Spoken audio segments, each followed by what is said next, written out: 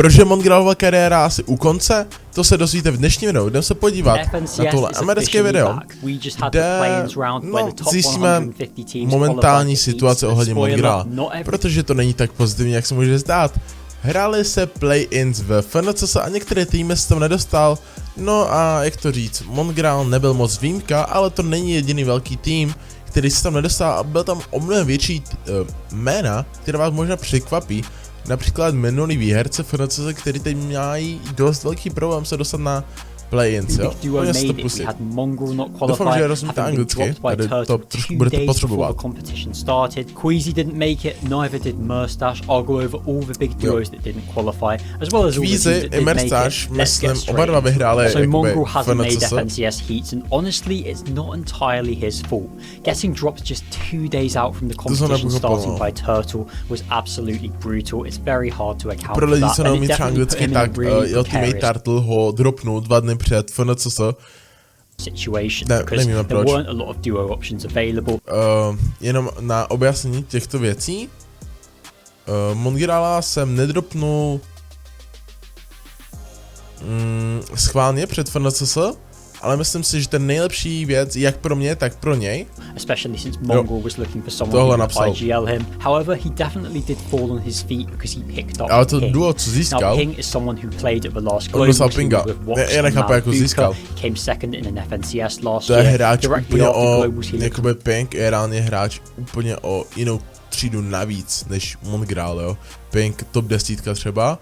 A Mongrel top 200. Really good with Kiro. He has been a little bit quiet since, but make no mistake about it, the fact that he didn't have a teammate just days out from FNCS is insane. If you don't watch a lot of Fortnite outside of Mongrel and Mr. Savage, then let me make this clear to you. Ping is an insane pickup. The fact that Jakoby je šílený, že Ping neměl teammatea, jako reálně před FNCS. Mongrel was able to play with him is nuts. And yes, they didn't have a lot of chemistry, they didn't have much prior experience. I mean, they literally spoke for the first time 30 minutes before playing started, which is just crazy. But considering the situation, I'd say this is one of the best outcomes Mongrel could have had. And listen, it was looking okay on day one. They were actually inside the top 150. It was ono první den, jak spolu hráli, to vypadalo mega nadějné, jo?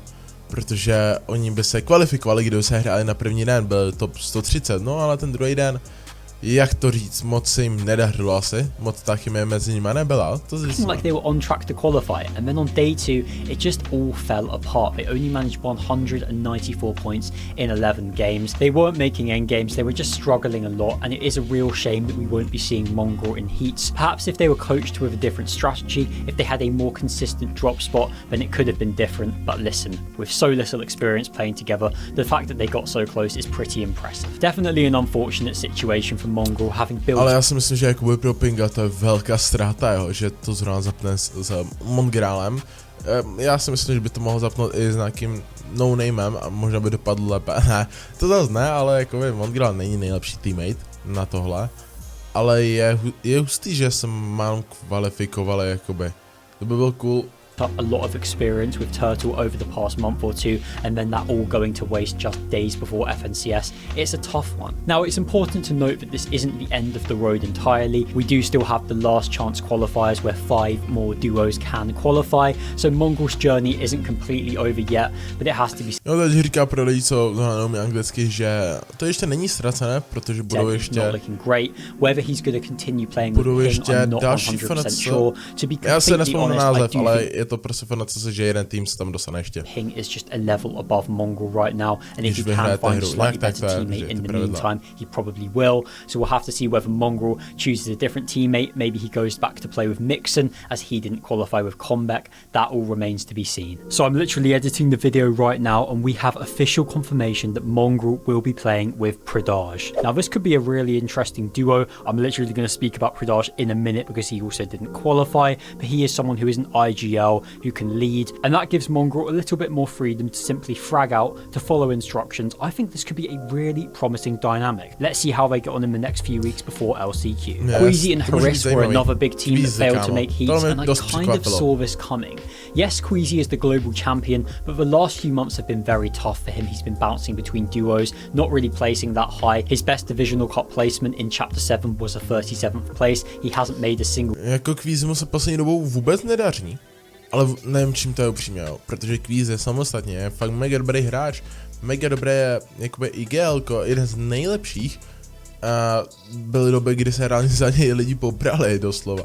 Je zajímavý, divisional cup outside of that one. It's just not been great for him lately. I'm actually going to do a full video, which might be out by the time you're watching this, about Queasy and about his struggles over the past few months, so I won't talk about them too much here. But the bottom line is that it was a pretty disappointing result. They did show some improvements on day 2, they were holding height a lot better, but on that first day they were dying a lot during rotations, they were struggling to retake height effectively, it just didn't go to plan. Merstash and Pix also failed to make it, only managing a 341st finish. This might be one of the biggest false dawns I've seen in a while. They of course won the most recent divisional cup, having both really struggled in the months prior to that. It looked like they were back, it looked like they'd hit form at exactly the right time, but maybe that was just an outlier because they've just gone right back to how they were before, and they really did struggle. This does really go to show how quickly things can change in the Fortnite community. A lot of people were putting them inside their top 10 teams for an FNCS Grand Finals. I certainly felt that they could at least make the Summit LAN, and now they're not even in heats. Crazy turn of events. But listen, if you are a fan of any of the... Já mám pocit, že reálně Fortnite je hrozně náhodná hra, jo. Jedna sezona se vám může povést na absolutní pík, že se na vrcholu, no ale druhou sezonu reálně se nedokážete kvalifikovat ani na FNCS. A to se stává aktivně ve Fortnite komunitě a v spoustu hráčům. Ale v jiných hrách se to nestalo, to je nereálně Fortnite tohle. Teams I've just discussed, once again we do still have the LCQ, there are still 5 more duos that can make it outside of the heats, so it's not completely over yet. And in the past we have seen big teams qualify out of that round, Vanya, Pixie and Marius, Fredoxy, Chino and Pablo Wingu. There is a history of solid teams making it out, so who's to say that one of these duos can't do that. Now let's go over some of the other big names that did miss out. We had Turtle and Ziandi not qualify, and I'm sure there's a lot of Mongrel fans right now that will be delighted by that news. It was definitely a controversial decision for Turtle to drop Mongrel for Ziandi just 2 days out from FNCS, and it has not paid off. It does have to be said that they weren't too far off qualifying. They finished in 165th place. They had Shark and Teeny landing on them a bunch in that second day. Obviously Shark and Teeny getting a ton of points on day 1, securing their qualification spot early, so they were able to just go out and grief on day 2. Indeed, they only got 150 points the whole day. In Turtle and Ziandi's final game of the tournament, they got fought by Shark and Teeny, leading to Ziandi getting eliminated and ultimately that spoiled the whole game for them. If Shark and Teeny didn't Q-snipe this team to get Wonky land uncontested, I do genuinely believe they could have made it. But listen, this is a good silver lining for Mongrel fans, and I'm sure they'll be quite happy about it. Pradaj and Radion missed out. This is definitely a shame, as Pradaj is someone who's looked really good over the past few months. He's been doing well in the Victory Cups. Yes, he gets a lot more seconds than he does wins, but he's still making it right to the end of games and looking good doing so. He was doing really well with Gonzo as well last season. He made 4 consecutive Divisional Cup finals with an average placement of 12.75 across those, his highest being 11. Honestly, he was looking so consistent. I do believe he then had a holiday. They didn't qualify for 1 Divisional Cup, and it all ended from there. Gonzo is now playing with Kaisers. They did qualify for heats, but I have to say that Pradaj being dropped did feel quite harsh. He played with Ankido for a bit, that didn't work out, so now he is with his compatriot Radion, and they weren't able to make it work for them on the day. Ankido himself also didn't qualify. He picked up the deal, and they just didn't have the day that they would have wanted. It's probably fair to say that he hasn't been completely locked in on the game as of the past few months. After Globals ended, he played with Focus for a little bit and actually looked quite good with him, but that was only a fakt by do toho dal celý život teď do Fortniteu, tak může být jakoby světový, může být jako mega dobrý hráč, protože on na to má, ale mám pocit, že jakoby on už moc nechce. Jo, on jednu dobu třeba v Chapter 2 byl tak extrémně talentovaný a reálně byl na tom mega dobře, jo. Since then, the deal has been struggling and we won't be seeing him in heats. They had Trulex and Chicho miss out, and honestly, this was not a surprise. These guys haven't really been qualifying for anything lately. They've just been so off it, only making 1 Divisional Cup finals out of the last 8, which is just not up to the standard we'd expect from them. And they finished outside of the top 500 in these play-ins. They were nowhere near qualifying. I don't know what's going on with these guys. It looks pretty clear to me that they should split, as they don't seem to be working as a duo in 2026. We've seen good performances from them in the past, but the last few months haven't been great. Albert and Flobby also didn't make heats. They had a queuing issue on day 1 and missed out by only 16 points. This is a shame, as Albert has been looking really good over the past few months. No, zatím to vypadá, že se Switch kvalifikoval.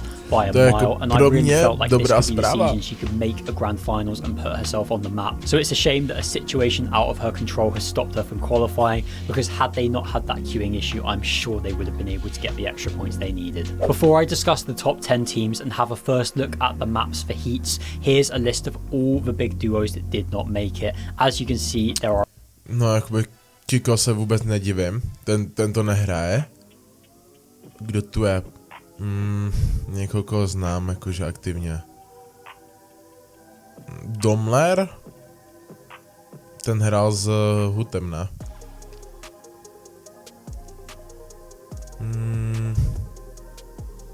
Comeback a Maxon, to je celkem unlucky duo. Že bych věřil, že to dají. A huge amount of teams because of the nature of EU, because of how big the region is and how competitive it is. There will always be a lot of notable duos that don't qualify, but as I've mentioned a couple of times already, we still have LCQ. It's not over for any of these teams. They could all still make comebacks. So here are the top 10 teams from play-ins. It is worth noting that high finish isn't the be-all and end-all. A lot of teams got the 600 points that they needed to qualify, and then they focused on griefing other teams that were landing at their POIs in order to have them uncontested in heats. So you definitely got 10 teams. Focus, Tomazare, okay. Mr. Savage! Yeah. Jo, jakoby... To je rád Savagem. Play-ins wise in order to have them uncontested in heats. So you definitely had a couple of teams that could have finished a lot higher, but chose to prioritize playing tactically. But anyway, let's still give credit to the teams that did really well, and Focus and Thomas HD were deserved winners, finishing on over 1,000 points. They dominated the leaderboards too. You can see that Thomas had the most damage, Focus had the most eliminations. Incredible stuff from them. By no means have they been bad lately, but they haven't been challenging for the top positions in the last few divisional cups. So it's nice to see that this team is still in form. No shocks of the next 3 teams, Swizzy and Pixie, Chino and Pablo Wingu, and Tino. OK, Svízy, Svízy, Sky a Skillcam, tak tohle duo, jakože, tohle když jste viděl třeba rok nebo 2 zpátky, tak v životě nebudete věřit, že budou prostě na 4. místě. A teď jsou. They will be some of the favorites to win FNCS. In 5th place we had Azitgo and iFrozy. These guys had a monumental comeback. They finished first on day 2 to secure the high qualification spot. Very impressive stuff from them. In 6th place we had Hutty and Fishy X. And these guys are proving that they are a team to be taken seriously. I think a lot of people will remember them for their comical off-spawn performance against Shark and Teeny, where they lost 6 times out of 6, finishing dead last on the leaderboard without a single point. Their drops were terrible in that tournament. They looked unprepared, they looked unorganized. It was not a good showing. However, outside of that disaster, they are actually a solid team that deserve a lot of credit. Straight after Globals, they were looking really good. They went a bit quiet after. They did split for a bit. They are now officially back, and I could see them making grand finals. They are of that level. We've got Vico and Malabuka in 7th, no shocks there. Savage and Velo finishing in 8th place, proving that they are the real deal. It was a bit of a disappointing divisional cup placement for them the other day. They were only able to manage a 42nd place, but they have now proved that that result was a one-off. They do have a lot of quality. As I say in most of my videos, I really like the dynamic between these two. Savage is allowed to be the leader. He's allowed to express himself, to instill his ideas, whilst Velo is the support player that enables Savage to do that. I'm definitely expecting these guys to make grand finals. Could they make the Summit land? Could they finish inside the top 20 teams. Na to se potřebujeme podívat, jak hrál Velo. And rounding out the leaderboard, we had Zabi and Finchik in 9th and Skyjump and Mumsy in 10th. Here's a list of some new duos that managed to qualify for finals. A lot of these teams formed just days before the event, so credit to the players for gelling so quickly and being able to adapt in such a short space of time. Now let's have a first look at all the maps for heats. I won't be doing my heats predictions today, those will come in future videos, but I do want to have a quick look and see what teams are in which heat. Heat 1 is looking absolutely stacked. You've got Focus and Thomas, Vika, Malabuka, Kami and Hari, Sharkantini. Já doufám, že jste tomu rozuměl v angličtině. A jestli byste chtěli víc takových videí, tak to napiš a u dalšího videa čau.